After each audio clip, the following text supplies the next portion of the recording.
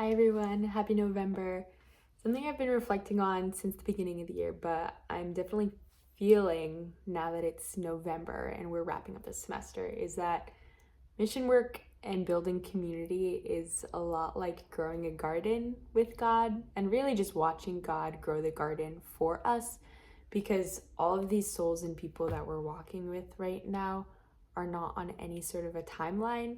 So, over the past few weeks, although I can see little ways that they're taking steps in virtue and in friendship with one another, it's only now over the course of the past semester that I'm looking back now that I can see the ways that God is really starting to bud things within the community, which is really exciting, especially because as a missionary and as a Christian in general, really, like, we are not promised to see the fruit of our labors.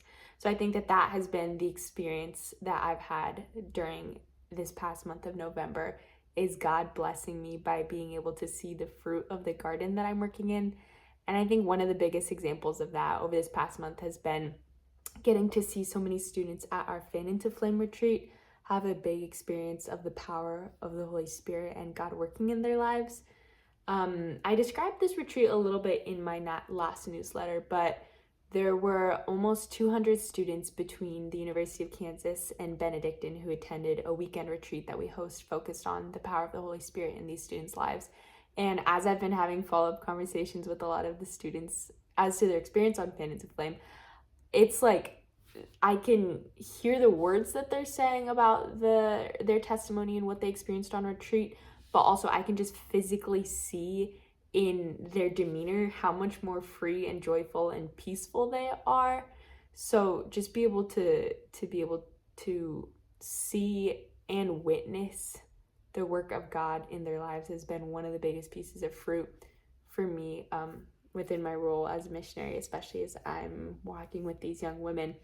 And it's really cool because we are wrapping up a season of household applications right now. So looking as to the women that will be living in household next year.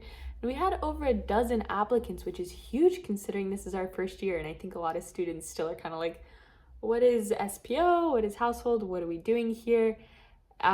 Which is funny because they're still so ready to jump in. And through that, I could see God working here and blessing our mission by showing people that the Christian life is attractive and there actually is something really beautiful about giving your life to Jesus as a young person, even if the world tells you that this isn't going to bring you any sort of lasting happiness.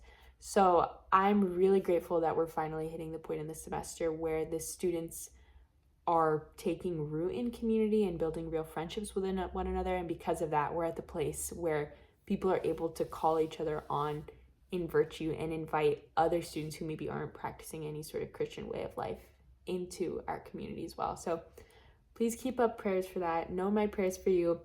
I included a video of our time at Fan into Flame, and pray for the end of the semester because we only have 4 weeks left. Thanks. God bless. Bye.